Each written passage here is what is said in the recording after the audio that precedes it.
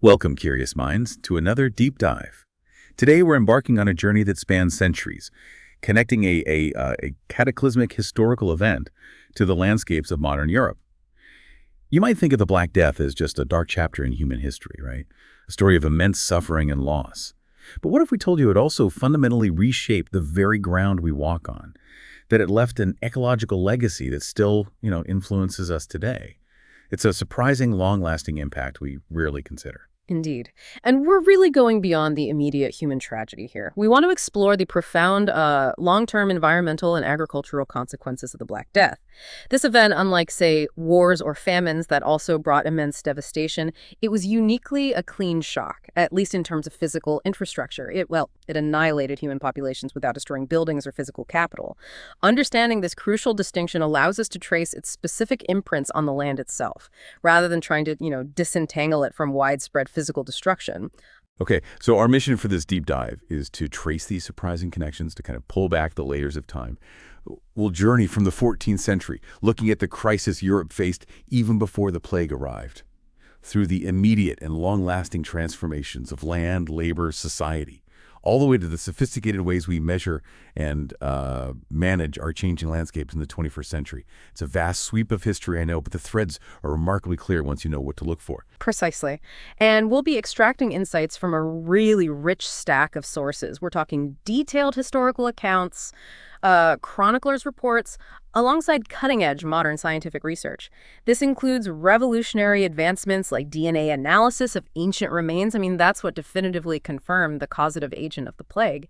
And we also have vast satellite imagery data from powerful programs that map Europe's surface, like coring land cover, which we'll get into. Our goal is to uncover the unknowns. How could such a devastating demographic shock lead to this unique environmental reset? And perhaps even more compellingly, how that historical data offers critical perspectives on our current ecological challenges. We want to show you how this historical lens can make you truly desire solutions to today's complex land use puzzles, providing a depth of understanding that's often missing when we only focus on the present. So let's unpack this with the numbers. When we talk about the Black Death, the sheer scale of the mortality is, well, it's almost unfathomable. Just how truly devastating was its initial wave across Europe? The initial wave, yeah, it peaked dramatically between 1348 and 1350, and it caused an absolutely unprecedented demographic shock across the continent. Estimates suggest it killed a staggering 30% to 60% of Europe's total population. Just think about that range. To put that into a global perspective, this catastrophic event reduced the total world population from an estimated 475 million people down to somewhere between 350 and 375 million. The mortality rates, of course, they weren't uniform. They varied significantly. Some severely affected areas experienced a loss of up to 80% of their inhabitants. It was a demographic collapse on a scale unmatched by any other event in recorded history, really. That's truly chilling. Can you give us a sense of how cities, with their high population densities and maybe different conditions, how do they fare compared to more rural areas during this initial devastating outbreak? Cities were indeed disproportionately hit. They often served as epicenters, really, due to high population densities and, let's be honest, the poor hygiene practices of the time. Many larger cities experienced death tolls of 50% or even more. Think of Florence, for example. Its population plummeted from over 110,000 inhabitants down to maybe 50,000. In Northern Europe, cities like Hamburg and Bremen suffered even more severely, losing an estimated 60% to 70% of their inhabitants. Or take a small French town like Givry. We have records from a local friar who usually noted maybe under 30 funerals annually. Well, he witnessed an astonishing 649 deaths in 1348 alone. Norway lost over 60% of its population. England as a whole may have lost an astounding 70% of its population, declining from around 7 million before the plague to a mere 2 million by 1400.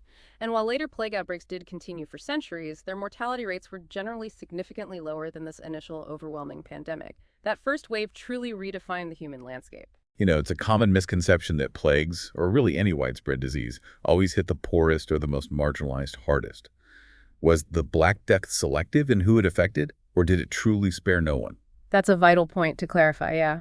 The initial Black Death pandemic, the one that swept through Europe from 1347 to 1352, was remarkably non-selective in its mortality. Historical accounts from the period, they're pretty consistent in emphasizing that it was a universal killer.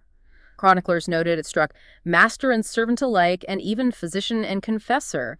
It cut across all social strata rulers, commoners, rich, poor, adults, children, men, women, indiscriminately.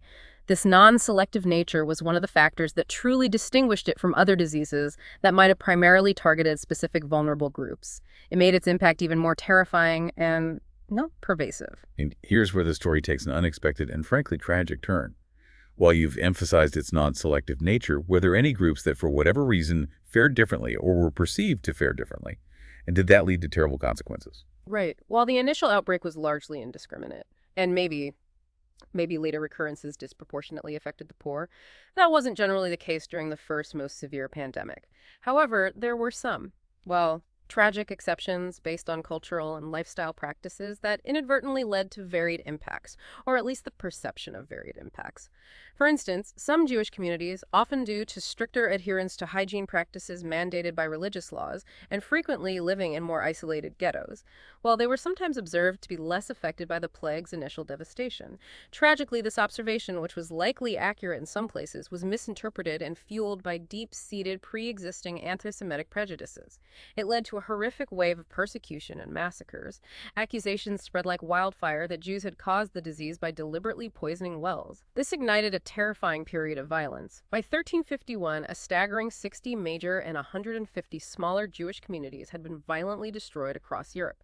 Historical records document more than 350 separate massacres. So, while the disease itself wasn't targeting them, the human response to its perceived selectivity was horrifyingly and selectively violent. A truly dark chapter. So what did this unprecedented death toll, drastic reduction in human numbers, what did it mean for the survivors? Particularly those who worked the land, the backbone of the medieval economy. Well, the demographic collapse profoundly reshaped the economic landscape. Most notably, it created a severe and widespread labor shortage. With so many people gone, the value of those who remained, especially those capable of physical labor, it just skyrocketed. This directly led to wages soaring, basically, just the laws of supply and demand in action. For a concrete example, across England, farm wages on average doubled between the years 1350 and 1450. That's a dramatic and sustained increase for the working class. Wow, a doubling. That's a huge shift in power. So how did the authority, the rulers and landowners, how do they try to control this radical economic upheaval, this sudden leverage held by the laborers? Right, they were definitely alarmed. Both local and royal authorities in Western Europe were deeply worried about this economic disruption and the newfound bargaining power of the peasantry. They attempted to intervene directly by introducing various forms of wage controls. England, for instance, famously enacted the Ordinance of Labours in 1349 and then the more comprehensive Statute of Labours in 1351. These laws were explicitly designed to freeze wages at their pre-plague levels and also to restrict workers from relocating to find better pay or conditions. In fact, if workers tried to leave their current post, the laws explicitly gave employers the right to have them imprisoned. But the reality on the ground, it was far different from the intent of these laws. These statutes were famously poorly enforced in most areas. Peasants knew their value, they recognized their newfound leverage, and often continued to demand and receive higher pay. Records suggest the law was broken by hundreds of thousands of workers each year. It was just unenforceable. It's also critical to understand the nuance of wages. While nominal wages, the actual money paid, did increase immediately, real wages, which account for inflation, they only rose gradually. Why? Because of rampant inflation. Food prices, for instance, could double. It wasn't until the 1380s in England that real wages actually reached their pre-plague levels. So the immediate benefit for laborers is often offset by the rising cost of living. And in France, the situation was even more complex. The economic collapse was prolonged by the ongoing Hundred Years' War and frequent currency devaluations, making the recovery of real wages far more uncertain and drawn out. Historians also note workers were sometimes paid in kind, with goods, not money, which makes tracking the true price of labor even harder. This crisis really seems like it was a pivotal moment, maybe the pivotal moment, in the decline of the whole feudal system that had dominated Europe for centuries. Absolutely. You've hit on a core transformation there. The Black Death contributed profoundly to what historians describe as the eventual end of serfdom in Western Europe by around 1500. Serfdom, where peasants were essentially tied to the land and subject to their landlord's will, it became increasingly unsustainable. The drastic scarcity of labor meant peasants gained unprecedented mobility and significant bargaining power. Landlords were desperate for workers. They had to offer better terms, including greater freedom, just to keep their lands productive. And in some cases, many landowning nobles themselves died without direct heirs, leaving their properties to widows or minor orphans, which might have further accelerated these changes in land tenure. It shook the whole system. This shift in the labor-land dynamic forced a crucial adaptation among Western European landlords. In response to these rising labor costs and a general stagnation in the cereals market, they began a strategic transformation. They started enclosing common lands, converting them from shared resources into private property. More importantly, they shifted their agricultural focus away from traditional arable farming growing grains towards animal husbandry, especially sheep raising. This was a direct economic response. Sheep farming required far less labor than cultivating vast fields of grain, and wool was a valuable commodity that could be sold for profit, offsetting the decline in cereal revenues. A major strategic pivot. Beyond the dramatic wage dynamics and the shifts in labor relationships, what were the immediate economic disruptions felt across society?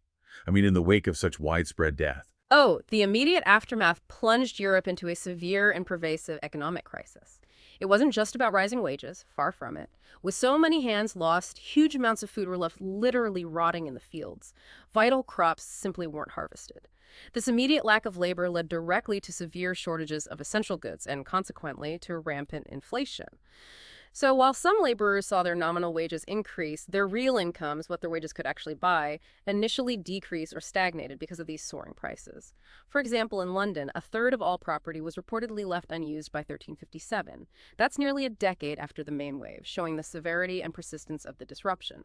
What's even more complex, and still debated by historians, is why population levels continued to decline after the Black Death's first outbreak. This trend persisted until around 1420. Population didn't really begin to rise again until about 1470. This protracted period of decline suggests the Black Death wasn't the sole cause of the prolonged economic and social downturn in many areas. It likely intensified pre-existing fragility or maybe set other long-term forces in motion. Okay, so despite their initial high mortality rates, which you describe as absolutely devastating, cities seem to have acted like magnets for people after the plague. How did they manage to recover, and what role did migration play in that? It's true, yeah. While the plague severely depleted urban populations, it created a vacuum. And as one source puts it, there were always country folk ready to replace them.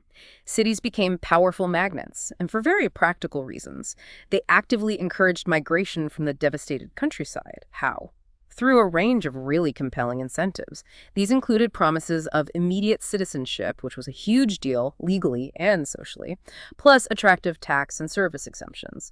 They also offered free housing in many cases, consistently high wages compared to rural areas, business subsidies to encourage new enterprises, and even immediate guild membership, which provided economic security and a sense of community. This continuous influx of rural migrants was absolutely crucial for urban recovery, and it's why cities often recovered their populations significantly faster than rural areas did. They effectively drew in the remaining labor force and reconcentrated people in these economically advantageous hubs. Did this immense demographic upheaval also change fundamental societal structures beyond labor? Maybe something as foundational as inheritance law? Yes, absolutely. A very significant and often overlooked shift occurred in inheritance law. Before the Black Death, property inheritance was usually quite restrictive. It typically favored only sons, and often specifically the eldest son, the idea being to keep large estates intact. However, after the plague, with so many families losing multiple members and the desperate need to redistribute property and keep it productive, well, a notable change took place. All sons and daughters began to inherit property more widely. This fundamental change had long-term social implications. It potentially empowered women to a degree and diversified land ownership over generations, albeit, of course, in a truly devastating context. Furthermore, the crisis contributed significantly to the centralization of power in Europe.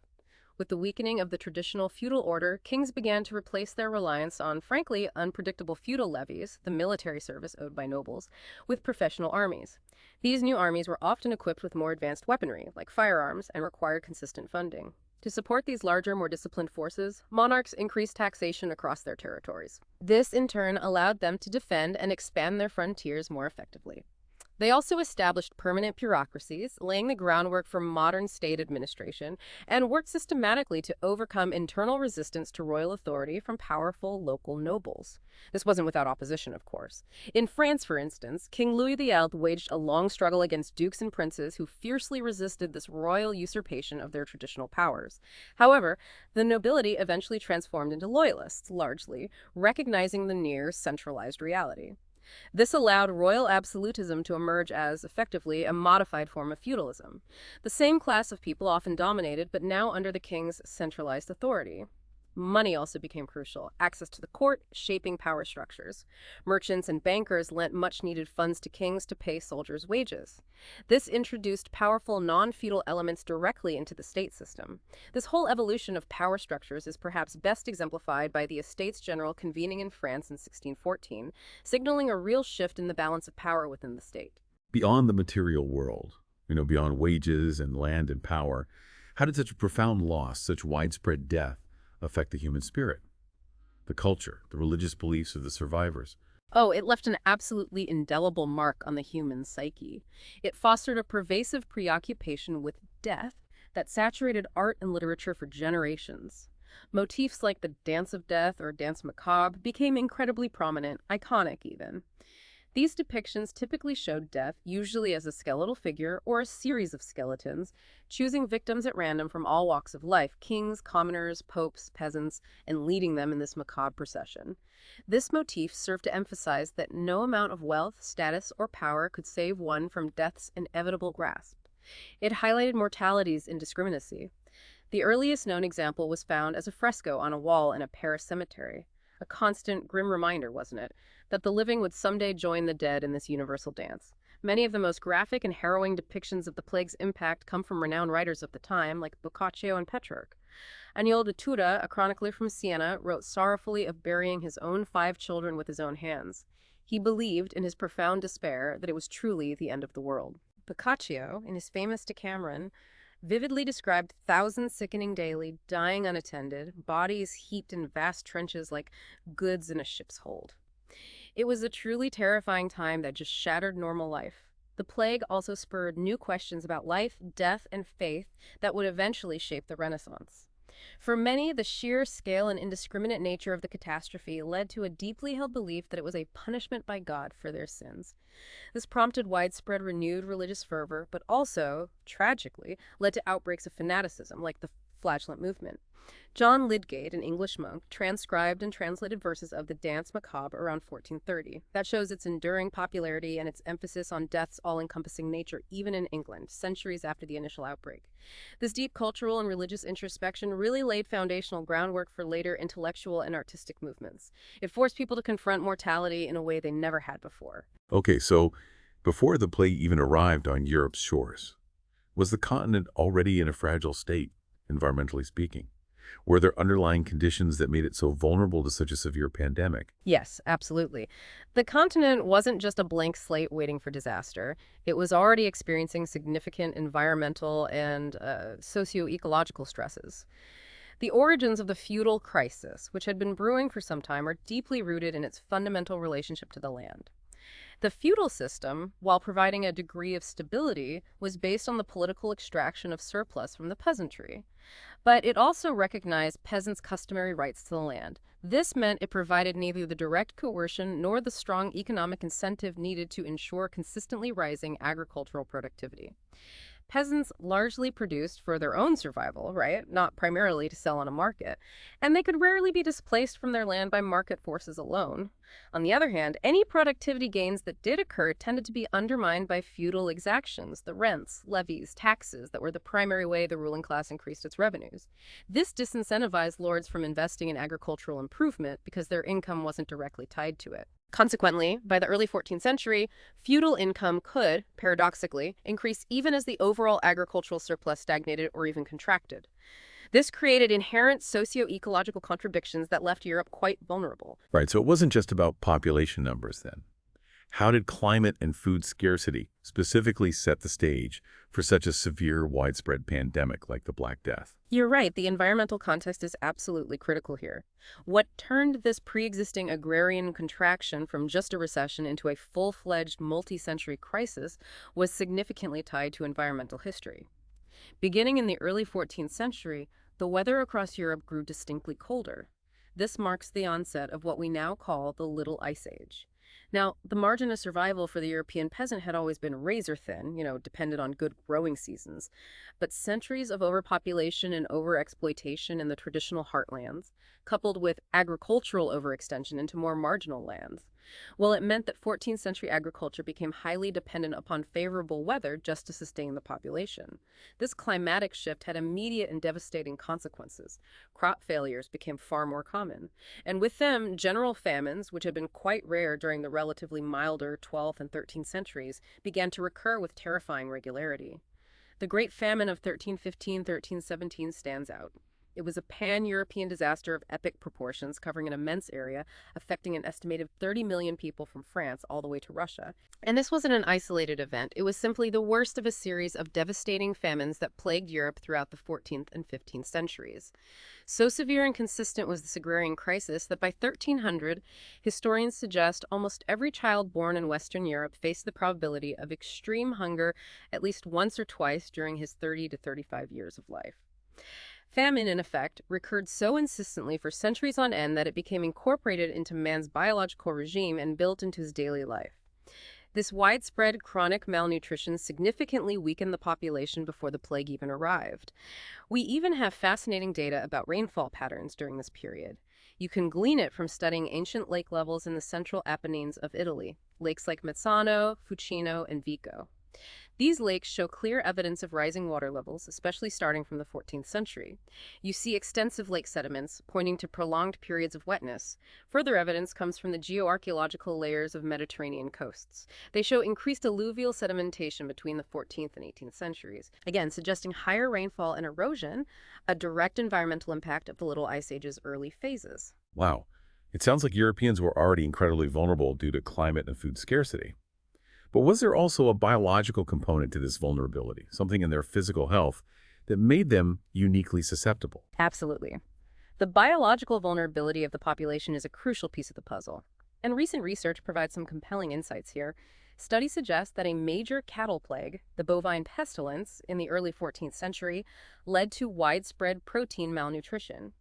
This significantly contributed to an inadequate immune system, particularly noted for the English population, thereby exacerbating the severity of the Black Death when it hit. Essentially, a lack of essential proteins meant their bodies just couldn't build strong defenses.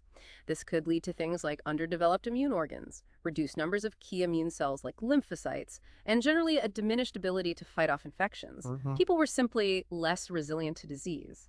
A protein deficiency during childhood development could have even more permanent consequences. And beyond protein, chronic stress also played a significant role. We know acute stress can temporarily boost the immune system, right? But chronic, long-term stress, it does the opposite. It reduces the body's ability to recruit immune cells, it weakens natural killer cells, it affects protective antibodies like immunoglobulin A, it leaves the immune system inadequate and vulnerable. And medieval people, especially in the 14th century, lived in a constant, palpable sense of fear. The famines, the wars, the general instability. Some chroniclers, like Friar John Clyn, even believed the end of the human race was near. Imagine living with that mindset. It undoubtedly contributed to widespread chronic stress. This chronic stress could even affect fetuses in utero, suggesting a potential generational impact on health and immunity. There's also a notable association between plague mortality rates and cattle mortality rates when comparing different regions. This strongly suggests that widespread malnutrition was an important long-term determinant of overall health and susceptibility. This historical perspective helps explain why Black Death mortality rates were significantly higher than those observed in later outbreaks of the same bacterium, Yersinia pestis, like the Justinian plague centuries earlier, or the modern outbreak starting in the 1860s. The chronic shortage of cattle meant that most people, except the very wealthy, simply couldn't get reliable daily protein intake. This made them more prone to developing the immunodeficiencies that left them so vulnerable when the plague struck. The implication being the rich, with better protein access, might have fared slightly better than in a normal epidemic, relatively speaking. Unpacking the timeline further, There's new evidence, particularly from tree rings, suggesting that population decline in parts of Europe might have begun even before the Black Death arrived. How do these ancient tree rings tell this fascinating story? Yes, this dendrochronological evidence, the study of tree rings, offers a really powerful challenge to the traditional narrative that the Black Death was the sole catalyst for late medieval decline. In Norway, for example, extensive studies analyzing over 1,000 dated buildings indicate that a significant building hiatus, a period where very few new structures were being built, actually began several decades before the Black Death even arrived there in 1349-1350. And this hiatus then lasted until almost the 16th century. What's really interesting is that the first dated houses built after the plague, specifically from the 15th century, contain logs that show exceptionally wide tree rings compared to timber from other historical periods. This unusually fast-growing timber coincides perfectly with historical descriptions of population decline. It strongly suggests these trees grew on abandoned farmsteads, likely in a more open landscape where competition for light and nutrients was dramatically reduced. This remarkable finding strongly contradicts the notion that the Black Death was the sole cause of the widespread population decline observed in the late Middle Ages. It points to earlier, perhaps more subtle, environmental and societal shifts already underway. These tree rings also give us insights into significant earlier environmental impacts. Dendroclimatological evidence suggests a pattern of cold and wet summers in the years leading up to the plague. Furthermore, there was a massive volcanic eruption in the tropics in AD 1257 or 1258. We now know it was the Semalas volcano in Indonesia. This had widespread and severe consequences across Europe. The eruption led to reduced sunlight reaching the Earth, which triggered widespread famine, increased mortality, and disease outbreaks. Historical accounts corroborate this. They describe heavy summer and autumn rains in 1257 and 1258 that ruined crops in several parts of Europe, driving thousands of starving villagers into cities like London, where many subsequently perished from hunger. Now, climate data from the period, specifically European summer temperatures in the late 13th and early 14th centuries, show them being only slightly below later averages. But the prevailing unfavorable climate, that included a first cold spell around 1300 and consistently wetter summers during both the 13th and 14th centuries. That's widely proposed to have debilitated the health conditions of the population. It contributed significantly to the crisis that culminated in the Black Death. Reconstructed temperatures clearly show cold spells around 1275 and another prolonged period of anomalous cold between 1256 and 1350. These coincide precisely with an early period of notably low solar activity, the early Wolf minimum. While direct summer precipitation data from medieval Norway is scarce, reconstructions for nearby southwest Sweden reveal sustained summer wetness during this period, as well as shorter periods of persistently moist summers in the late 13th and early 14th centuries. That latter period, in particular, corresponds strikingly to the historically documented rainy summers of the Great Famine in 1315-1317. Further corroboration comes from Germany, where periods of increased rainfall also dominated the warm season during the 13th and 14th centuries.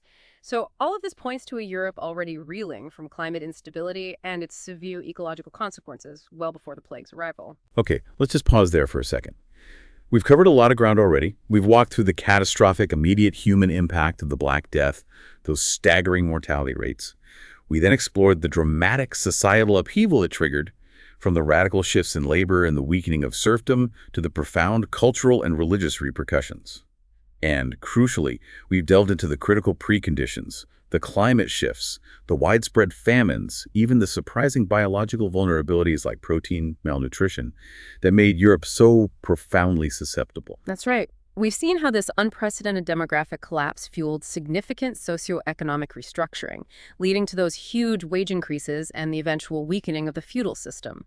We also noted how cities, despite their initial heavy losses, began to adapt, leveraging inherent advantages to attract new populations.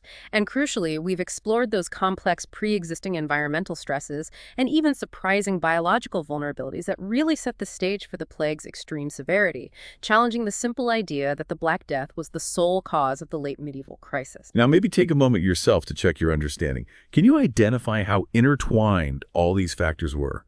How they created a truly perfect storm for the 14th century, this confluence of environmental, social, and biological forces that magnified the Black Death's impact so terribly. A curious, almost paradoxical consequence of such widespread human devastation was this remarkable environmental recovery in certain areas. How exactly did the land itself respond to such a drastic and sudden reduction in human population and activity? It's a fascinating phenomenon, isn't it?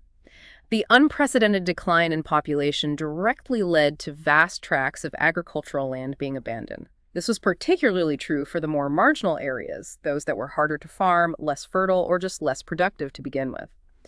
With the drastic reduction in the labor force and changing economic priorities, these lands were simply left to their own devices. Nature took over. This abandonment initiated a process that we can describe as human-made rewilding. Natural ecosystems, previously suppressed or heavily managed by human activity, began to recover. Forests, in particular, started to regrow vigorously on land that had been cleared or cultivated for centuries. This historical phenomenon actually contributes to Europe becoming greener even over the last century. We see a gradual but substantial increase in forest land due to both intentional tree planting programs and, significantly, the natural succession of vegetation on these long-abandoned farmlands, a legacy still visible. This really brings to mind the idea of deserted medieval villages. Were these directly a result of the Black Death? A tangible sign of this widespread land abandonment? Yes, precisely. The concept of deserted medieval villages, or Wüstungen as they're known in German-speaking regions, refers exactly to these rural areas or even entire villages that became depopulated and subsequently abandoned in the direct aftermath of the Black Death. They are indeed tangible reflections of these significant shifts in population distribution and the consequent changes in land use that we've been discussing. For example, extensive data on the precise location of these deserted medieval villages exists for many regions, like all 41 English counties during the medieval period. It offers a rich source of historical evidence. However, it is absolutely crucial to note that historical research focusing only on abandoned villages tells an incomplete story of the period's transformation. Approximately 80% of medieval habitats are actually believed to have survived through to the present day. This highlights the vital importance of complementing the data from deserted villages with ongoing archaeological research into the chronology and internal transformation processes of those villages that continue to be inhabited. It's not just about what was lost, but also about how what remained adapted and evolved over time. Okay, so with far less labor available and changing economic demand, how did the remaining agricultural practices adapt? And what were the broader ecological implications of those adaptations? Well, the agrarian crisis, really intensified by the Black Death's labor shock, forced profound shifts in agricultural practices across Western Europe. As we touched on earlier, in response to persistently rising labor costs and a generally stagnating cereals market, landlords began to strategically enclose common lands. This paved the way for a widespread shift in focus. They moved away from traditional arable farming cultivating grains towards more labor-efficient animal husbandry, particularly sheep raising, driven by the valuable wool market. This led to the development of what historians and ecologists now call a wheat-livestock complex. In this new system, cereal agriculture and stock raising became increasingly geographically specialized activities. While they remained economically interdependent, supplying different needs across regions, they became ecologically unarticulated. What does that mean? It means the traditional local nutrient cycling, where mixed farming systems naturally replenish soil fertility through the integration of crops and livestock manure on the same farm or nearby. That cycle was significantly disrupted. Manure produced in distant pastures no longer fertilized local fields, breaking that closed loop. This growing irreparable rift, as some call it, in the metabolism between nature and society had profound and often negative environmental consequences down the line. It encouraged an extensive development model. Increased production came from expanding the land base rather than intensifying yields per acre on existing land. This expansion led to widespread soil erosion, soil exhaustion, and extensive deforestation in regions as diverse as Poland and Brazil for cereal and sugar monocultures, and places like Castile, England, and Mexico for sheep raising. Remarkably, this occurred by the 16th and 17th centuries, even as population pressure on the land was greatly reduced due to the plague. The labor-land ratio had declined sharply, significantly more land per person. The implication was stark. Wheat's inherently low yields and soil-exhausting properties, coupled with the burgeoning need for fodder for cattle, sheep, and horses, it essentially meant that livestock ate land that could otherwise feed humans. This fundamental dynamic reinforced Europe's reliance on extensive development, pushing outward into new lands rather than innovating in sustainable intensification within existing ones, a crucial long-term ecological consequence. This paints a very different picture of medieval Europe than the one we often get from, popular culture, where it's often depicted as vast, untouched wilderness. Can you elaborate on the concept of wilderness in that period? Was it really wild? That's a crucial point, yeah. The common conception of medieval European forests as pristine, untouched wilderness is largely a modern myth, often a romanticized one. Instead, a wealth of historical and archaeological evidence suggests that much of what we might call woodlands were actually intensely managed landscapes. They were an integral part of a broader indigenous agricultural complex that extended well beyond simple cultivated fields. These were not simply wild areas in the modern sense, they were actively shaped by human activity over centuries. For example, forests were often managed for specific fire-tolerant nut-producing species like oaks and walnuts. These were actively harvested for food, both for humans and, importantly, for livestock like pigs, demonstrating a clear form of human interaction and long-term management. Even areas that reverted to forest after depopulation, like those we saw after the Black Death, weren't necessarily returning to some primeval pre-human state. They were reverting to secondary forests, shaped by the history of previous land use. This is a critical distinction because the romanticized idea of, say, a secluded cabin in the middle of the forest assumes a vast unmanaged expanse. That simply wasn't typically the case in densely settled medieval Europe. We can see this human impact on ecosystems vividly in accounts from later periods too. For instance, the intensive land clearing by settlers in North America significantly impacted species like the passenger pigeon. It forced them into smaller habitat areas and disrupted their natural behaviors simply because their traditional widespread food sources and roosting sites had been eliminated by deforestation. This illustrates how human land use, even in what might appear to be wild areas, fundamentally reshaped ecosystems long before the industrial era. The wilderness was often a working landscape. Okay, so while many cities eventually recovered their populations after the Black Death, you mentioned the process wasn't uniform across Europe. Why did some cities bounce back strongly while others really struggle for centuries, never quite regaining their former glory? That's a key insight into the heterogeneity, the patchiness of the plague's long-term impact.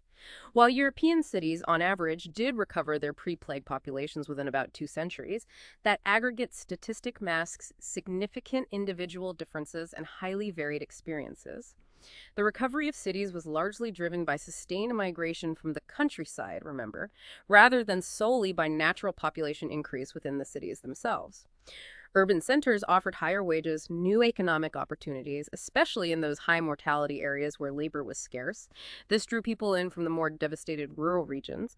But city population data from across Europe paints a really complex picture, highlighting both impressive rebounds and prolonged, sometimes terminal declines. We have several well-known and stark instances of cities that experienced significant and protracted decline after the Black Death.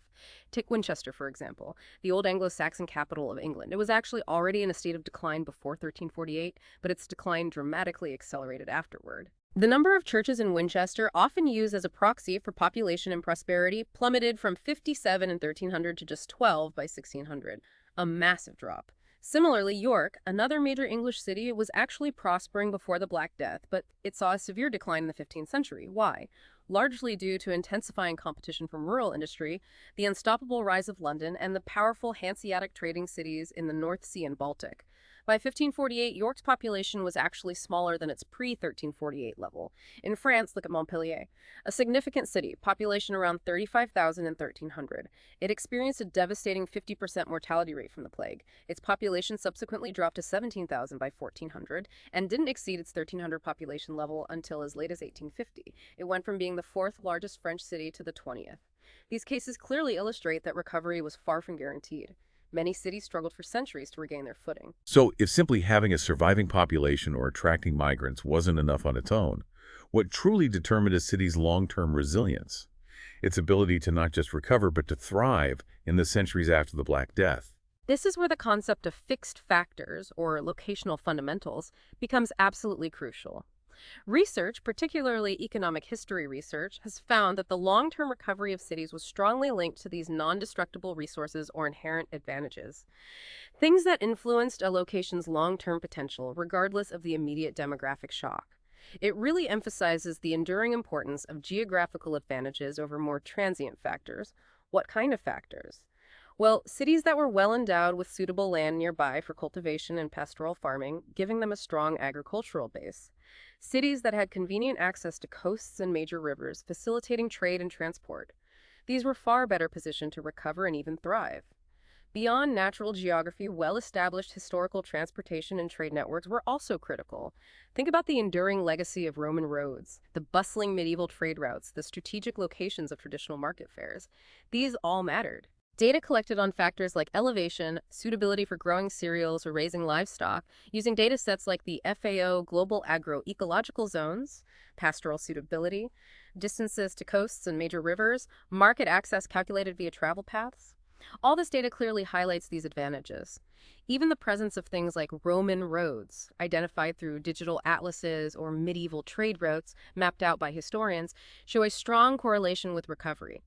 Even aqueducts or medieval universities, though universities themselves were less directly impacted by the plague, their locations signified existing intellectual and economic hubs played a role in a city's long-term growth potential.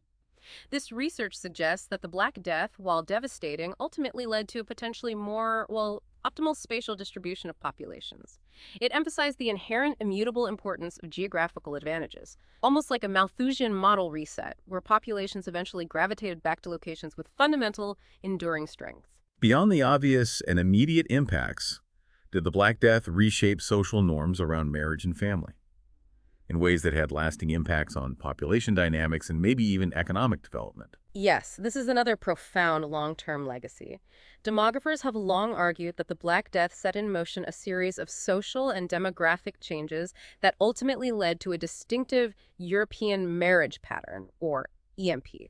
This demographic regime became particularly characteristic of Northwestern Europe. It was defined by two key features: a significantly higher age of first marriage for both men and women compared to other parts of the world, and notably, high rates of female celibacy, meaning a larger proportion of women never married at all.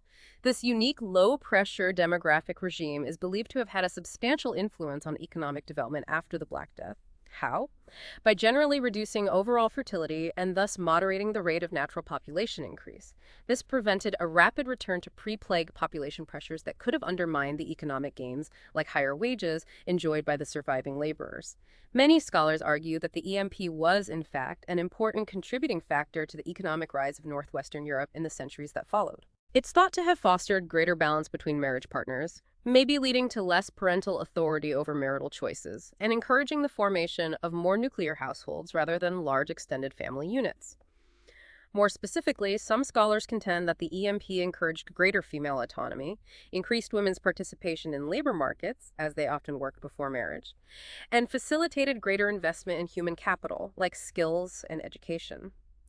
In particular, the EMP was strongly associated with the rise of animal husbandry, which we discussed, and the widespread practice of young people, both male and female, working as servants in other households for a period prior to marriage. This service period allowed them to accumulate some capital. These developments are seen as crucial in the emergence of more capitalist or market-oriented practices in Northwestern Europe. They fostered a labor mobility and the accumulation of individual capital before forming a family. Studies often classify historical cities into North Strong EMP versus South Weak EMP based on marriage age and female celibacy rates to analyze these connections. Okay, let's recap this section. We've journeyed through the raw demographic shock of the Black Death, the dramatic societal shifts it ignited in labor and feudalism, and the crucial pre-existing environmental and biological vulnerabilities that set the stage. We then moved to the surprising rewilding of abandoned lands, and finally explored how geographic fixed factors determined which cities could truly rebound over the long term. That's right. We've specifically seen how this unprecedented demographic collapse fueled significant socioeconomic restructuring, from those soaring wage increases to the weakening of serfdom. We also discussed how cities, leveraging their inherent locational advantages, rebounded more effectively than those lacking such fundamentals. And crucially, we've explored the complex pre-existing environmental stresses and the fascinating ecological recovery that followed, including that concept of human-made rewilding, all within the context of European landscapes being constantly reshaped by both human and natural forces. All right, for your flashcards and future thought, let's nail down some key concepts we've explored from this sweeping historical period. Black Death mortality rates. Remember the staggering scale that estimated 30–60% population loss across Europe? Statute of laborers. A key historical example of attempted wage controls by authorities, which was largely poorly enforced, ironically contributing to farm wages effectively doubling in England. End of serfdom. A huge long-term socioeconomic consequence, particularly in Western Europe, largely complete by around 1500. Great Famine, 1315, another 17. A critical pre-existing crisis, remember. It contributed to widespread protein malnutrition and immune vulnerability before the Black Death even arrived. Yeah. Human-made rewilding, that unique ecological process where natural ecosystems recovered and forests regrew on lands abandoned due to human depopulation after the plague. Deserted medieval villages, DMVs, tangible archaeological evidence of widespread land abandonment and shifts in population distribution. Fixed factors, those non-destructible geographic advantages, like suitable land, access to water, established trade networks, which proved crucial for urban recovery and long-term resilience, European marriage pattern, EMP. That distinctive demographic regime, particularly in northwestern Europe, characterized by a higher age of first marriage and high rates of female celibacy, influencing post-plague fertility and economic development. European marriage pattern, EMP. Okay, so with such a complex web of interactions across centuries, from devastating pandemics to profound societal shifts and environmental responses, how do historians and scientists actually reconstruct and understand these long-term impacts with any degree of certainty today? It seems incredibly challenging. It is challenging, but it's also where modern science really shines, working alongside traditional history. Modern scientific techniques have been instrumental in providing definitive answers to long-standing historical debates. For instance, the exact cause of the Black Death itself was debated by historians for centuries. Was it really bubonic plague? Something else. But sophisticated DNA analysis of skeletons excavated from mass graves directly associated with Black Death outbreaks. Well, that has definitively confirmed Yersinia pestis as the causative agent. This decisive evidence means we can now confidently understand the Black Death as bubonic plague, and that allows us to draw informed parallels with modern outbreaks of the same bacterium, which is crucial for epidemiological understanding. No more guessing. Beyond simply identifying the disease, though, interdisciplinary approaches are the true key to unlocking these complex pasts. This involves combining a vast array of traditional historical records, think ecclesiastical and parish records, last wills and testaments, tax records, court rolls, those invaluable chroniclers' reports, even guild records with cutting-edge paleoecological data. Paleoecological data derived from sources like pollen analysis from lake sediments or peat bogs, and detailed land use reconstructions, sometimes using tree rings or fossil pollen. This provides crucial environmental context. It shows what was growing where, how landscapes were being used, how they changed. Integrating all of this diverse information within geographical information systems, or GIS, is where it gets really powerful. It allows researchers to literally overlay these layers of data. You can map mortality rates, track land use changes over time, and analyze their correlation with various geographical and socioeconomic factors.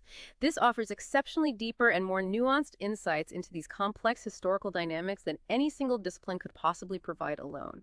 It's about connecting the dots across different types of evidence. And this is truly fascinating.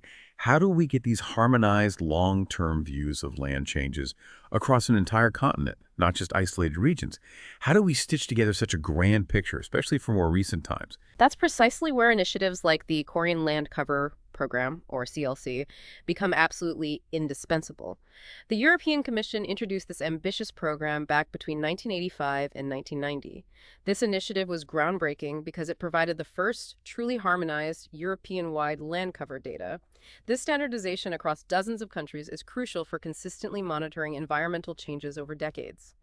CLC has since been an unparalleled source for analyzing large-scale shifts in, say, artificial areas like cities and infrastructure, as well as agricultural land and forests right across Europe. The CLC system uses a standardized classification, its nomenclature, with 44 classes organized into a 3-level hierarchy, 5 main categories: artificial surfaces, agricultural areas, forests and semi-natural areas, wetlands, and water bodies. This harmonized approach is practically supported by 39 countries, all contributing data according to this common standard.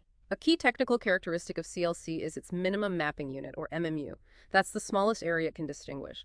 For overall land cover types, it's 25 hectares, think roughly 50 football fields. But for detecting changes in land cover, it goes down to 5 hectares.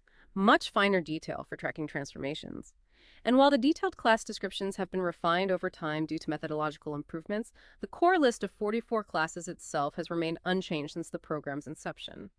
That consistency is vital for long-term analysis. CLC truly stands out as the first pan-European harmonized land cover data set of its kind. Its conceptual framework has profoundly influenced many other land monitoring surveys, both across Europe and within individual nations. It boasts an impressive and consistent time series spanning from 1990 all the way to today. This allows for robust and meaningful analysis of European landscape changes over more than 25 years.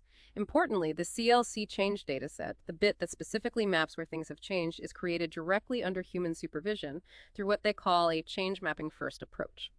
This direct human-supervised method, delineating all real changes above that 5-hectare limit, provides a much more realistic and meaningful picture of change processes than simply relying on automated comparisons of two lower-resolution maps, especially for spotting those smaller but still significant shifts. Okay, so building on the groundbreaking Korean land cover, what newer, maybe even higher resolution tools are helping us see these land changes with even greater granularity and detail in the modern era? Right. Building on that CLC foundation, the European Environment Agency, the EEA, implements crucial parts of the Copernicus Land Monitoring Service. Copernicus is a much broader EU Earth observation program. It includes both pan-European components, like CLC, but also local components offering even richer analysis of Europe's land use and land cover dynamics. And a key point, these datasets are all available free of charge through the Copernicus Land portal. That makes them widely accessible for research, for policymaking, for anyone interested. Key products within the Copernicus service include these things called high-resolution layers, or HRLs. These provide exceptionally detailed data focusing on 5 specific thematic areas: imperviousness, forests, natural grasslands, wetlands, and water bodies. The imperviousness indicator, for instance, is a highly specific metric. It's developed using satellite data from Copernicus specifically to monitor the exact extension of artificial man-made areas.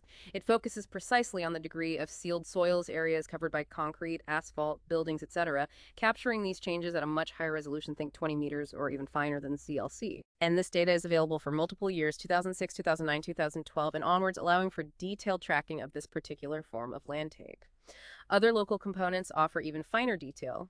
There's the Urban Atlas, which provides super high-resolution mapping of urban land use and land cover 27 different classes specifically for functional urban areas. Here, the minimum mapping unit gets down to 0.25 hectares for urban areas, that's less than an acre, and 1 hectare for surrounding rural areas. Additionally, there are riparian zones products that specifically map land cover and land use within river-adjacent areas, which are ecologically very sensitive zones. These diverse and complementary datasets allow for an exceptionally detailed and multifaceted analysis of Europe's ever-evolving landscapes, far surpassing what was possible even just a few decades ago. We can see the changes much more clearly now. So Europe's landscapes have always been in flux, constantly shaped by human activity and natural forces. But what does the broader historical record tell us about the continuity of land cover change? Even beyond the dramatic shifts of the Black Death era, is change the norm? Oh, absolutely. Change is definitely the constant in Europe's landscape history. Land management has always played a fundamental defining role in determining the sheer diversity and the specific character of Europe's landscapes. Fertile land is, and always has been, a critical resource, not just for food, but also for biomass production, wood, fodder, fuel underpinning economies and societies for millennia.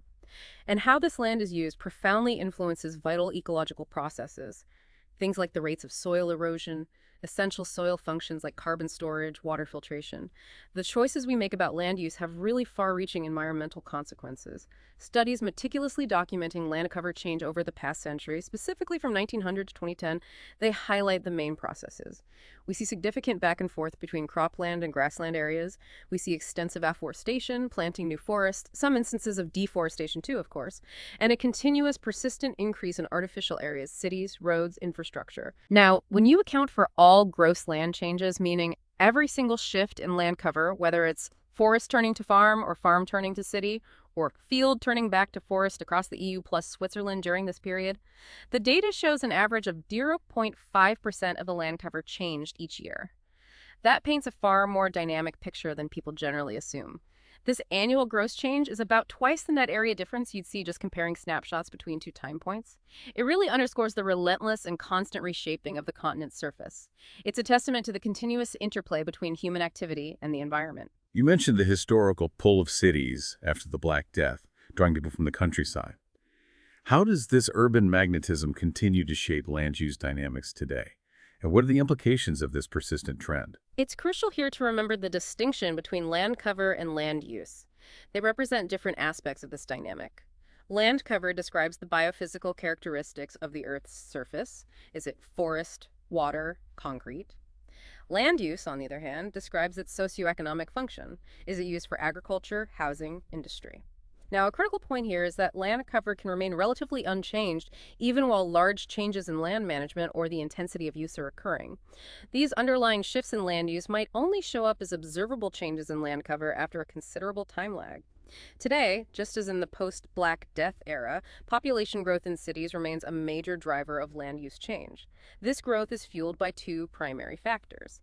Yes, higher natural population change within urban areas, more births than deaths, but also significantly continued net migration from rural regions. People of working age, in particular, tend to move to cities, drawn by education and diverse job opportunities.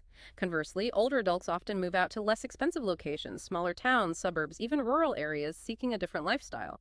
This demographic flow means that city dwellers tend to be younger on average, and projections indicate that demographic aging among city populations is slower compared to the rest of the country.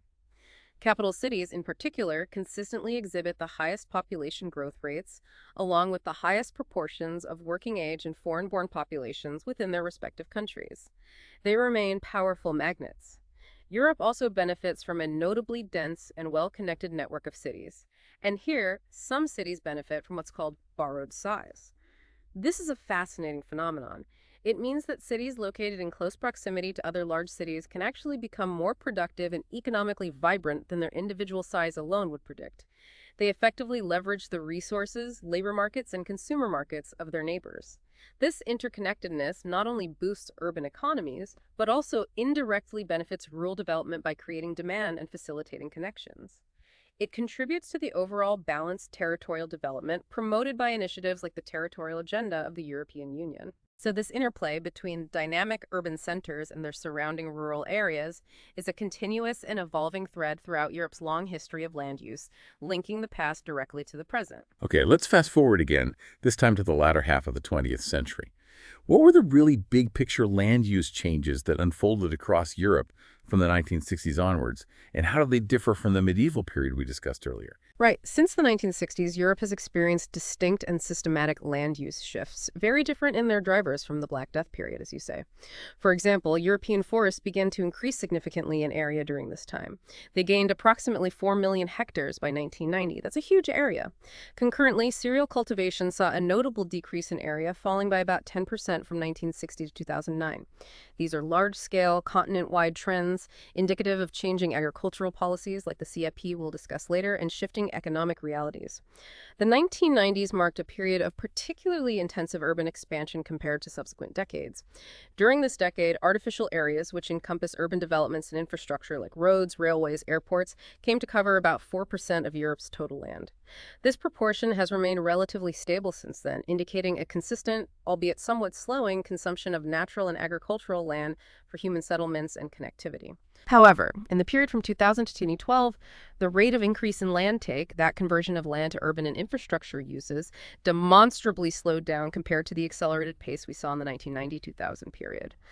Agricultural land continued its decrease at an average rate of about 1,000 square kilometers per year during this time, and this conversion often led to the creation of forested land elsewhere, either through active afforestation programs or simply natural rewilding of abandoned fields. So these changes are clearly driven by different forces than the depopulation-driven shifts of the Black Death. What are the primary forces shaping European land use today, and how do they really diverge from the 14th century? That's the crucial distinction, yes. Unlike the Black Death, which instigated land abandonment due to an unprecedented and catastrophic demographic collapse, modern Europe faces land use changes driven by a complex, multifaceted interplay of contemporary forces.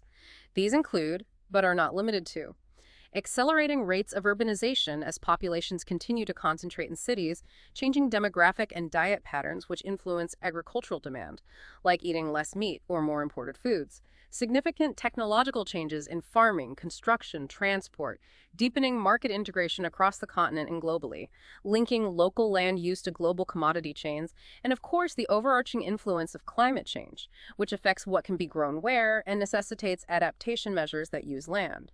This represents a fundamental divergence from the primary drivers of land transformation in the 14th century. Back then, a lack of human beings led to land abandonment. Today, it is human activity and its increasing demands that are driving profound land changes. Let's zoom in on one of those key drivers: urban expansion. You mentioned persistent conversion. What does that actually look like on the ground, and what are its main consequences for the European landscape? Right. The expansion of the urban footprint is indeed one of the most defining and persistent trends. Europe experiences this persistent conversion of agricultural land into man-made surfaces, such as urban areas and infrastructure facilities. This expansion of artificial areas saw the most significant increase in terms of both net area and percentage change between 1990 and 2012. It directly consumes productive soil, as we've said, and actively fragments previously contiguous landscapes, breaking up natural habitats and migration corridors. To give you a sense of scale from those land cover accounts we mentioned, like Table 2.3 covering 2006-2012, you see artificial areas initially covering over 230,000 square kilometers. During that short period, thousands of additional square kilometers of other land types were consumed, converted into new artificial areas. Map 2.1, which visually shows this expansion, uses colors to highlight where the increase was most intense. Some grid areas saw increases of over 10% in artificial surfaces in just those 6 years. While the continuous increase in built-up areas is undeniable, and we can picture that image of Rotterdam encroaching on the green heart of Holland, or maybe an image of a building being demolished mid-transformation, showing urban renewal too, the rate and components of land take have evolved. The annual rate of land take specifically for housing, services, and recreation actually decreased, remember, from 600 square kilometers per year during the 1990s down to 300 square kilometers per year in the 2006-2012 period. So residential sprawl slowed a bit. However, at the same time, the proportion of land take by industrial and commercial areas has been increasing. The overall process was most intensive in the 1990s, slowing somewhat since then. We measure the sprawl using indicators like the weighted urban proliferation, or WUP value, which increased across Europe between 2006 and 2009. Some places tried to manage it early, like Denmark with its station proximity principle back in 1989, trying to limit sprawl. Beyond sheer expansion, landscape fragmentation by transport infrastructure and urbanization is a really significant issue. It's analyzed using things like the CEF index, which measures effective mesh density, or looking at the FGA2 fragmenting network, which accounts for developed areas, railways, and roads. Preliminary results from EEA studies suggest that in about 30% of the European continent, there was a clear increase in fragmentation just between 2009 and 2012. That's a worrying trend for biodiversity and ecosystem connectivity. Maps showing population development and expected future dynamics, like those for the Netherlands, underscore the demographic pressures behind these land changes. Policies like Poland's Revitalization Act or Metropolitan Unions Act aim to strengthen city center renewal, implicitly trying to counter the negative impacts of sprawl. Okay, another checkpoint. We've shifted from the historical impact of the Black Death to how we measure land changes today, looking at the evolution of land cover across Europe and the specific modern drivers shaping our landscapes, especially that persistent urbanization and fragmentation. Exactly. We've discussed the advanced tools like Corine Land Cover and Copernicus that provide that crucial granular data for monitoring. We contrasted the historical human-made rewilding that followed depopulation with the persistent modern land take driven by expansion and intensification. And we've highlighted the complex contemporary factors influencing land use, from demographic shifts to economic development and technological changes, which are fundamentally distinct from the primary drivers back in the 14th century. So thinking back, can you identify the critical differences in land use drivers between the 14th century's crisis-driven abandonment and today's continuous multifaceted transformations? What's the core difference and why the landscape is changing? Okay, diving deeper into today's landscape changes, let's really focus on the urban footprint. How extensive is this persistent conversion of agricultural and natural land into man-made surfaces across Europe right now? What does it look like? Well, the continuous increase in built-up areas is, without doubt, a defining characteristic of modern European land use. We've seen this trend consistently throughout the entire 1990-2012 period, and it continues. This relentless trend is a major concern primarily because it directly consumes productive soil. Soil is essentially a finite resource, vital for food production, vital for ecosystem services like water filtration and carbon storage. To give you a sense of scale again, from those land cover accounts in Table 2.3 for 2006-2012 across 39 European countries, artificial areas initially covered a huge 232,872 square kilometers. During that 6-year period alone, an additional 2,544 square kilometers of initial land cover, mostly farmland or semi-natural areas, were consumed and contributed to the formation of new artificial areas. That's happening alongside other processes, like some forest creation on abandoned land, but the net conversion to artificial surfaces is significant. Map 2.1, showing the expansion in artificial surfaces from 2006-2012, visually highlights the intensity across Europe. The map uses a color gradient to illustrate the percentage of grid area affected, ranging from maybe 1 to 5% increase in some areas, up to over 10% increase in artificial surfaces in various hotspots. It really illustrates the geographical spread and intensity of this conversion. Photo 1.4, depicting that extensively managed grassland in the green heart of Holland with the metropolitan conurbation of Rotterdam right on the horizon. That provides a perfect real-world scenario of productive agricultural land under direct pressure from urban expansion. Contrast that maybe with Photo 1.5, showing abandoned rice fields in the Coto Doñana, now a Natura 2000 protected area in Spain. That demonstrates how other forms of land abandonment can lead to different ecological outcomes. But the relentless urban push remains the dominant force in many, many regions.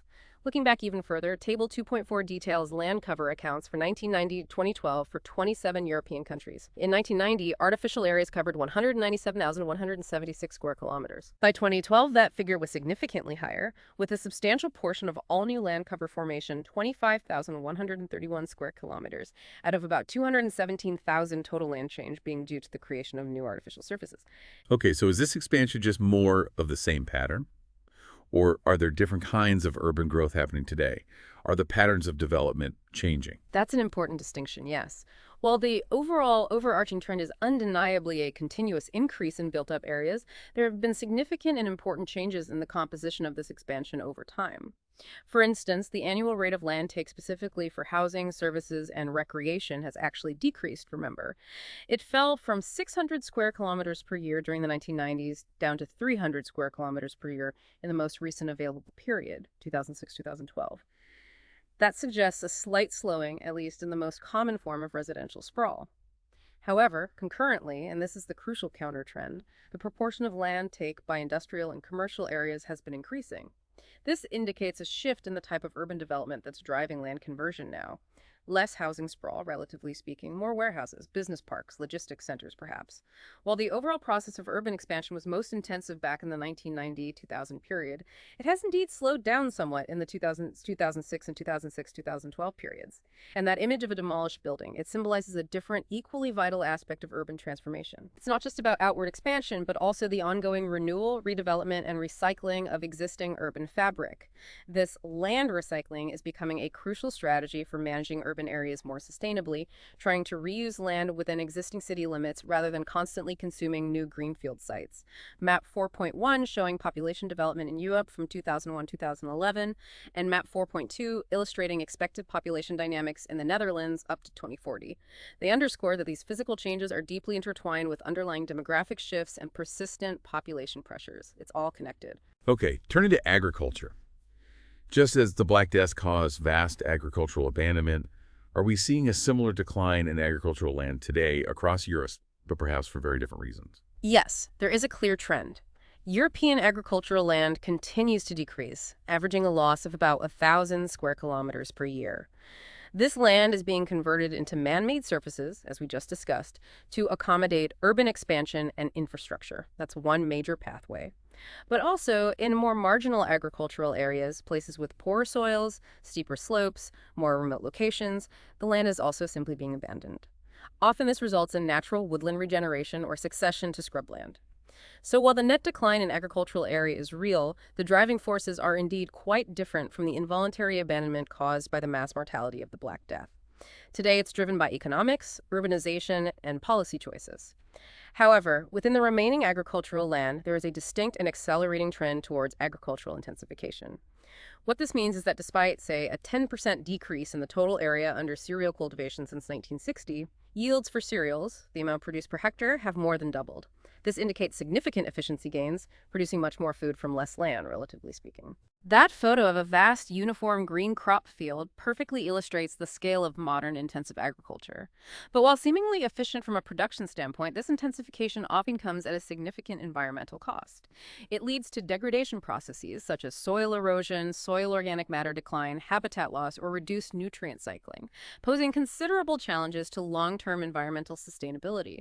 More food, but often at a higher ecological price per unit. What are the specific implications of this intensification for biodiversity?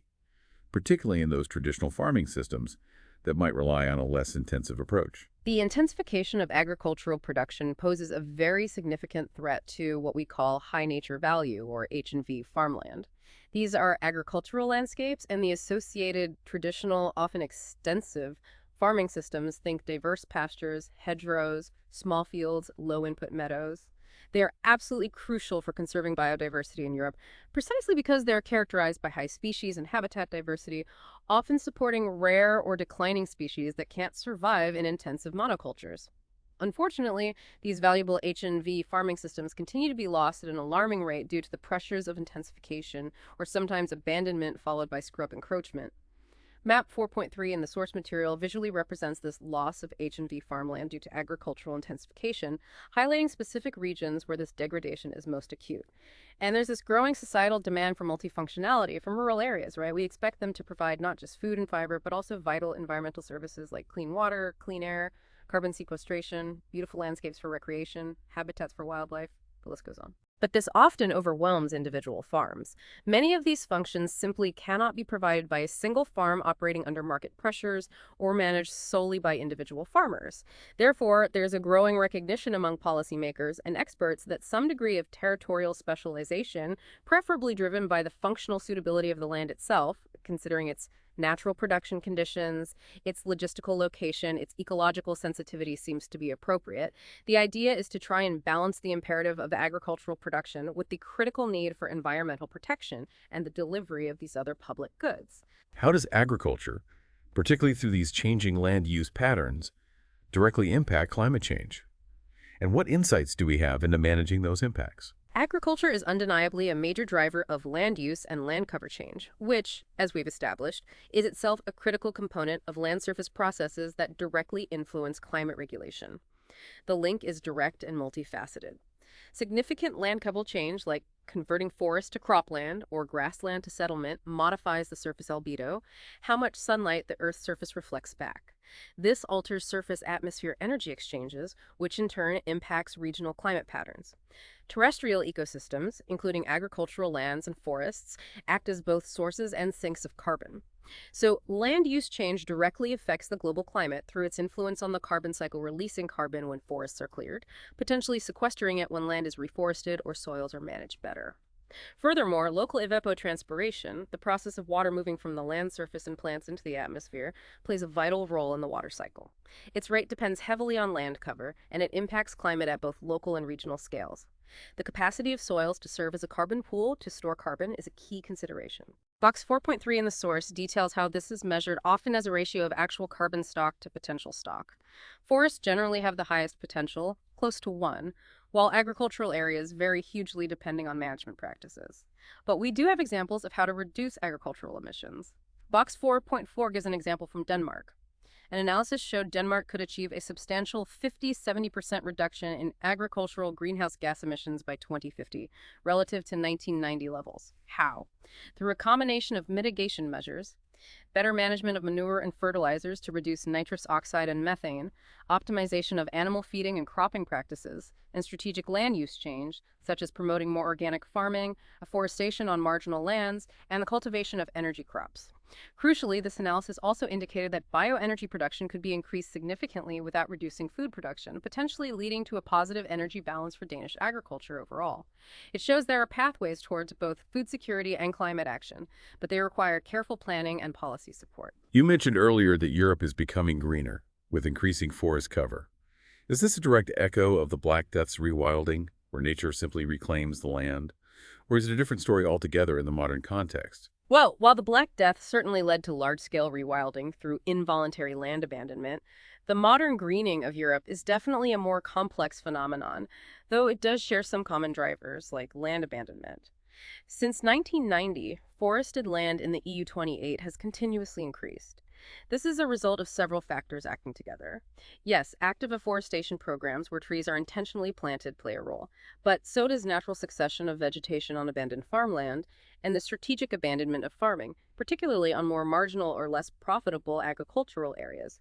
Today, forests and other wooded land in the EU28 amount to approximately 180 million hectares. That makes Europe one of the most forest-rich regions in the world, with over 42% of its total land covered by forests. You can see this distribution clearly on map 5.1 from the source material, showing forest cover in 2012. It's important, though, to differentiate the components of this increase.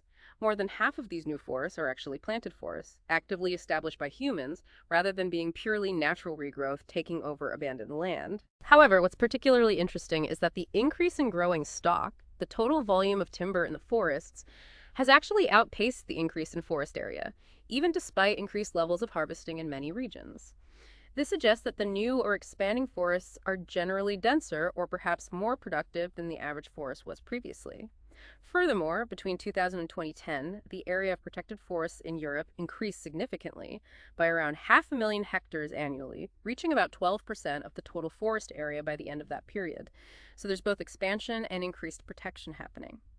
Photo 5.2, mentioned in the source, would likely illustrate examples of these newly established, often quite uniform planted forests. So, this abandonment of farmland and the resulting increase in forest cover can be seen as an opportunity for ecosystem recovery.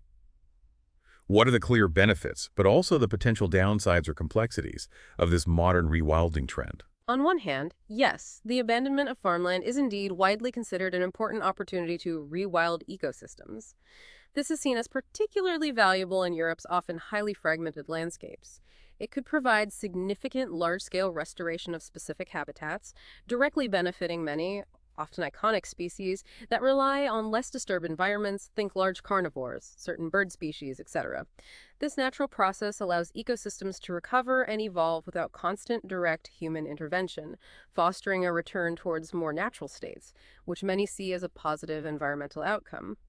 On the other hand, this process also has nuanced implications for existing landscapes, and not all of them are universally seen as positive. Land abandonment often leads to the disappearance of former landscape patterns, or at least a significant change in their characteristic components. Think of open pastures becoming scrubland, or traditionally managed woodlands becoming dense, unmanaged forest.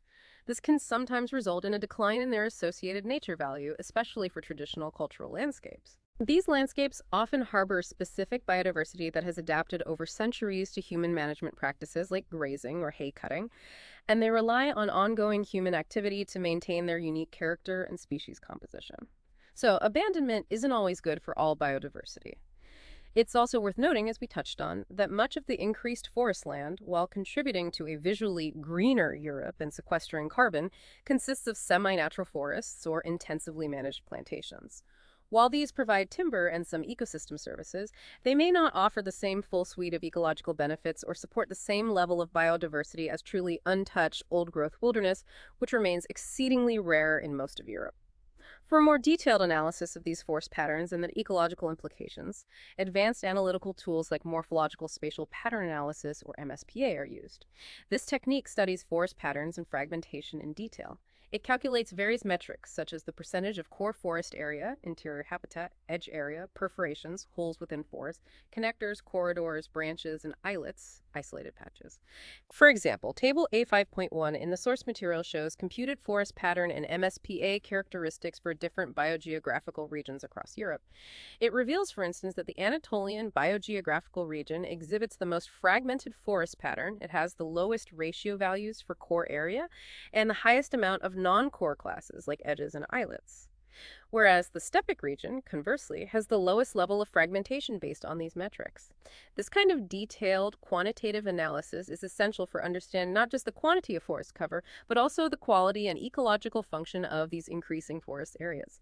It allows us to manage them more effectively for multiple goals, including biodiversity conservation. Okay, with such dynamic landscapes and clearly competing demands, agriculture, cities, forests, nature, what role do policies play in actually guiding land use in Europe? Let's start with a really big one, the incredibly influential Common Agricultural Policy, or CAP. How has that evolved? Ah, the CAP. Yes, it's an immensely complex and historically significant EU policy system. And it has undergone a series of really profound reforms since it was first introduced way back in 1962. Initially, its primary objective was simple, securing food supplies for post-war Europe, and it fulfilled that goal very effectively. Maybe too effectively, leading to phases of guaranteed prices, intervention buying, export refunds, and eventually those notorious butter mountains and wine lakes, symbols of overproduction driven by the policy. Significant reforms really began in 1992, the McShory reforms. They introduced direct aids paid per hectare of land rather than just based on how much was produced, and coupled this with a reduction in guaranteed prices. The aim was to make agriculture more market-oriented and less production distorting. Then a major shift occurred in 1999 with the Agenda 2000 process. This established the formal second pillar of the CAP dedicated rural development policy. This pillar brought a much stronger structural and socioeconomic dimension to the CAP, looking beyond just farming to the broader rural economy and environment. Crucially, around this time, environmental cross-compliance was introduced as a condition for receiving CAP payments. This directly linked financial support to farmers adhering to certain baseline environmental standards. Subsequent reforms in 2003 and 2009 further reinforced these trends, particularly decoupling direct payments almost entirely from production levels and further emphasizing environmental standards and requirements. The CIP funding period covered in our source material, 2014-2020, allocated a substantial 37.8% of the entire EU budget that corresponded to a staggering EUR 408 billion just to CIP measures. It shows its continued political and economic importance. Under Pillar 1, the direct payments pillar, a significant budget was allocated, and this is where the mandatory greening measures were introduced. These required 30% of direct payment budgets to be tied to farmers complying with specific environmental practices. The main ones were crop diversification, avoiding monocultures, maintaining permanent grassland, and maintaining ecological focus areas, or EFAs. That EFA requirement stipulated that farmers with arable land over 15 hectares had to dedicate at least 5% of it to ecologically beneficial elements, things like fallow land, hedges, buffer strips, nitrogen-fixing crops. Pillar 2, the Rural Development Pillar, allowed member states much more flexibility to select measures suitable for their specific contexts. This included investment support for farmers to modernize or diversify, support for agritourism, village renewal projects, and crucial funding for managing Natura 2000 sites, Europe's network of protected natural areas. Furthermore, specific coupled payments remained possible for certain crops deemed important, like protein crops or sugar beet, and there were payments for farmers in areas with natural constraints, like mountains, or those undertaking organic farming. Advisory schemes and robust research and development initiatives like the European Innovation Partnership for Agricultural Productivity and Sustainability, EIP-AGRI, were also supported. The overall aim of this more recent reformed CIP was to try and counterbalance some of the negative environmental impacts previously associated with the purely production-oriented policy. The focus shifted towards pursuing viable food production alongside sustainable natural resource management, climate action, and balanced territorial development, essentially trying to achieve the joint provision of both private goods, food, and public goods, a healthy environment, a much more complex balancing act. Right. So beyond the CAP, which is obviously huge for agriculture and rural areas, what other major EU strategies and directives are in place to try and ensure more sustainable land and soil management across the continent? Yes, besides the CAP, several other key directives and strategies aim for more sustainable land management across the EU, tackling different aspects. The 2006 EU Soil Thematic Strategy, for instance, was really important. It set the fundamental basis for action regarding soil protection and management, explicitly recognizing soil as a vital, non-renewable resource requiring specific protection. This vision of land and soil as integral parts of our natural capital subject to resource efficiency objectives was further confirmed and strengthened in 2013 by the EU's 7th Environment Action Programme, the 7th EAP. Its powerful title was Living Well Within the Limits of Our Planet. A core aim of this program was, and remains, to halt the degradation of ecosystem services and to restore ecosystems as far as possible by 2020, although that deadline is passed and the work continues. Environmental impact assessments, EIAs, and the Strategic Environmental Assessment SEA Directive are absolutely crucial regulatory tools at the project and plan program level, respectively. They function as preventative mechanisms designed to identify and mitigate potential negative environmental impacts, including land degradation, before developments are approved. Furthermore, the Water Framework Directive and the Floods Directive both require comprehensive planning mechanisms at the river basin scale. These naturally support measures that maintain soil quality and combat land degradation, for instance, through promoting sustainable land management practices or establishing green infrastructure like floodplains or buffer strips, because healthy land is essential for healthy water systems. It's broadly recognized now that nature protection and water management necessitate good integration of land and soil considerations in their planning, as the protection of habitats, species, and water quality fundamentally depends on healthy land and soil conditions. More recently, in 2016, the European Commission proposed a regulation establishing a clear and direct link between the EU climate and energy policy framework and the LULUCF sector, that's land use change, and forestry.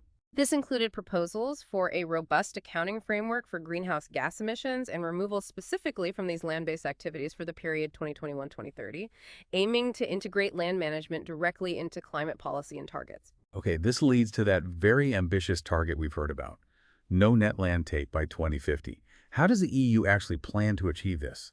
Especially given the persistent urban growth and economic demands we've been discussing. It sounds incredibly challenging. It is incredibly challenging, no doubt, but it reflects a growing, high-level political awareness in the EU that land is a finite resource and its ongoing consumption is unsustainable. The first explicit mention of this aim at the EU level came in the 2011 communication from the Commission on a roadmap to a resource-efficient Europe.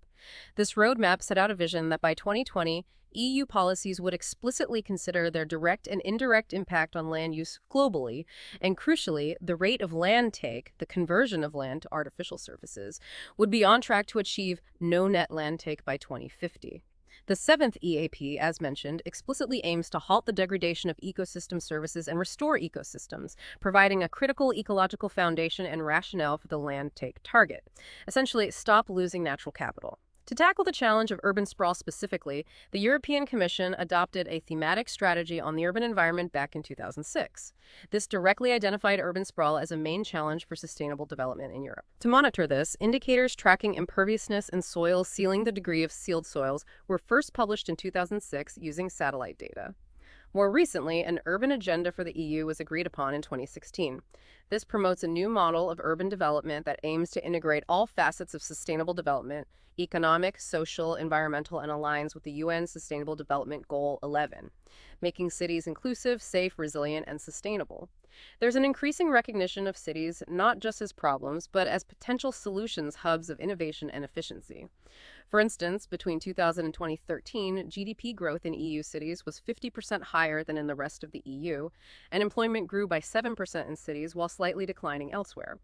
This highlights the growing economic power and potential efficiency of well-managed urban areas. Innovative approaches are also being explored and implemented on the ground. For example, the source mentions an agricultural park established near Barcelona with EU funding back in 1998, involving over 600 mostly family-run farms. Researchers studying this found that successful farmland protection requires strategies that actively sustain productive farmland, not just zone it. They observed that peri-urban agriculture, farming right on the edge of large cities, can be innovatively managed through things like alternative food networks, AFNs. Instead of focusing on industrial-scale production for export, these farms can directly feed nearby cities, reducing transport impacts and potentially land use intensity, especially when farmers sell directly to consumers through farmers markets or box schemes. Achieving sustainable land management, though, critically requires the active involvement of different stakeholders and local communities through participatory processes.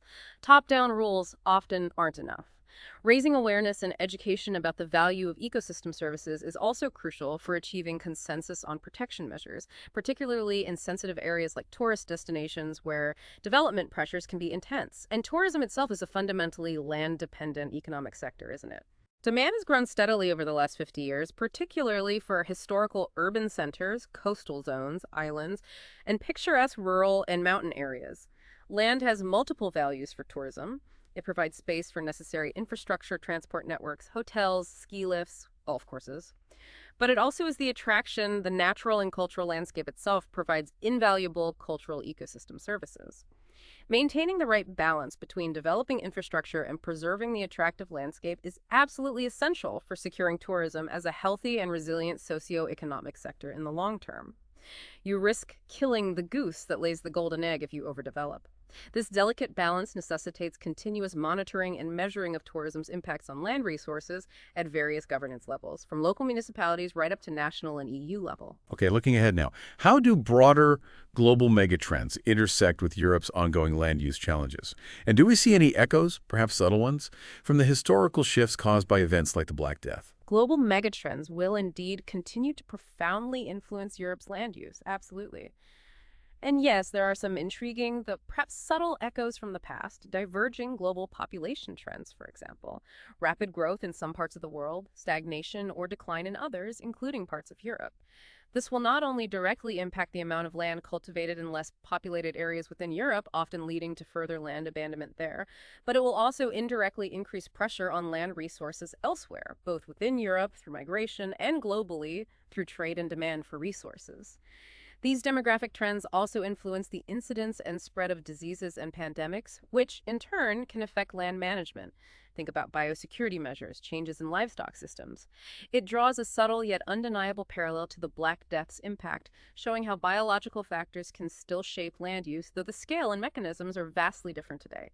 Urbanization and greater mobility remain key drivers globally and in Europe. These will lead to continued urban sprawl, persistent soil sealing, and associated increases in greenhouse gas emissions from transport and buildings. This remains a significant challenge, even with that ambitious EU target of no net land take by 2050. The trend observed in Europe, where peri-urban areas, the zones just outside cities, are growing much faster than the urban centers themselves. That will not be easily stopped by conventional urban planning alone. It will likely lead to ongoing land consumption and decreasing agricultural land use in these critical transitional zones, fundamentally altering the traditional urban-rural balance and potentially fragmenting habitats further. And while human diseases are, hopefully, less likely to directly affect European land use on the massive scale the Black Death did, the threat of animal diseases that might affect human health zoonoses like bird flu or, historically, Creutzfeldt-Jakob disease may still require significant restructuring of animal husbandry systems. This could happen through land use planning measures like buffer zones or changes in farm density, showing again how biological threats, even in a different form, can still impact land use decisions. Given these complex and often unpredictable landscape transitions driven by megatrends, how are governance approaches adapting? Or are they adapting enough to try and manage these forces? Well, governance approaches are adapting, but it's a mixed picture and often quite fragmented. Diversifying approaches to governance, even within Europe, with different countries taking different paths, can lead to shifting balances in the production potential of land, and especially in land prices. Policy choices really matter economically. Well-developed land management and regional planning frameworks can have substantial regulating effects on phenomena like urban sprawl, effectively channeling growth towards more sustainable patterns. We see examples of that working. However, a concerning current tendency observed in most European countries, according to the source, is one of decreasing governmental regulation of environmental issues, or at least a stagnation in regulatory efforts. This is evident, for instance, in the documented decline in staffing levels in environmental ministries in selected OECD member countries like Austria, Denmark, and the Netherlands. Fewer resources might undermine the capacity for effective long-term environmental governance and enforcement. Looking forward, bodies like the Dutch Council for the Environment and Infrastructure highlight major transition challenges that are necessary for a truly sustainable society, and these will inevitably guide policies shaping our physical habitat. Climate change is paramount. It encompasses both prevention needing land for sustainable energy production, like wind and solar farms, and adaptation to the unavoidable effects of global warming, which might require significant land use changes for flood defenses or drought-resistant agriculture. This will have a huge impact on Europe's landscape. Another main challenge with major implications is the fundamental need to make rural areas, both agricultural and forest landscapes, more sustainable. This involves tackling both the environmental impacts of agricultural production practices and achieving ambitious nature policy objectives, like biodiversity restoration. These goals often require difficult trade-offs and integrated planning. These transitions towards sustainability are inherently unpredictable and often intermittent. They're characterized by periods of gradual change interspersed with potentially rapid and profound shifts, think sudden policy changes or technological breakthroughs. Drastic changes in the landscape, such as the large-scale development of onshore wind energy, or efforts to increase the economic competitiveness of rural areas, which can sometimes clash with maintaining accessibility and quality for recreation and tourism, can easily evoke significant tension and resistance from local communities. Animism, not in my backyard, is a real factor. Therefore, future landscape development must focus not just on the what, but the how to properly guide and shape these necessary interventions without inadvertently slowing the pace of essential transitions towards sustainability due to public opposition. Finding consensus is key. An inspiring territorial vision for Europe, one that connects urban and rural development positively, is seen as necessary to improve living and working conditions for all citizens while respecting environmental limits. Okay, so ultimately, how does agriculture's pervasive role in land use link back to the overarching environmental challenges we face globally today? Tying together many of the themes we've explored across history and into the present. Agriculture is unequivocally a major driver of land use and land cover change globally, and as we've seen, land use change is itself a critical component of land surface processes influencing climate regulation, so the connection is direct and powerful. Changes in agriculture directly impact climate change. For instance, converting forests or grasslands to cropland releases stored carbon into the atmosphere. Conversely, adopting certain agricultural practices or allowing land to return to forest can sequester carbon. Significant land cover change also modifies the surface albedo, how much sunlight the Earth's surface reflects, and thus alters surface-atmosphere energy exchanges, affecting regional climate patterns. Terrestrial ecosystems, including those shaped by agriculture and forestry, act as both sources and sinks of carbon. This means land use change contributes directly to global climate changes through the carbon cycle. Furthermore, local evapotranspiration water moving from land and plants to the atmosphere plays an important role in the water cycle and also depends critically on land cover, impacting climate at local to regional scales. Deforestation, for example, can reduce local rainfall. As farming and forestry systems have become progressively more specialized and intensive in the modern era, habitats and biodiversity have come under increasing pressure. This is a threat acknowledged for decades, leading to declines in many farmland species. However, paradoxically, as we noted, land abandonment, while sometimes leading to rewilding, can also lead to the disappearance of former landscape patterns or changes in their components, which can sometimes reduce their associated nature value, particularly for those species adapted to traditional low-intensity farming landscapes. It highlights the complex trade-offs inherent in land management. There's rarely a single perfect solution. The EU's 7th Environment Action Program, aiming to halt the degradation of ecosystem services and restore ecosystems, really confirms this fundamental vision. Land and soil must be treated as natural capital, subject to resource efficiency objectives, and managed for long-term sustainability. We've truly come full circle in this deep dive, haven't we? We've journeyed from the raw, demographic shock of the Black Death, which dramatically reshaped Europe's landscapes and its societal structures, all the way to the complex, multifaceted land use challenges of today. Challenges driven by urbanization, by changing agriculture, by the undeniable force of climate change. The Black Death, though a horrific human tragedy, undeniably forced a societal reckoning with land and labor, paving the way for profound and often unexpected ecological and societal changes. And that really raises an important, maybe provocative question for you, our listener, to mull over long after this deep dive concludes. If a biological catastrophe like the Black Death led, almost incidentally, to what some research suggests was a potentially more optimal spatial distribution of human populations based on fixed geographic advantages, a kind of brutal natural reset, then what kind of societal and policy shocks, or perhaps more proactively, what kind of deliberate visionary interventions might be necessary today to truly achieve ambitious environmental goals, like that no net land take by 2050, in the face of persistent urban and economic growth? What does the sweeping history of land use, from medieval plague to modern policy, ultimately teach us about humanity's capacity to adapt, not just in panicked response to crisis, but maybe, just maybe, in anticipation of building a truly sustainable future? It's a powerful thought to end on, isn't it?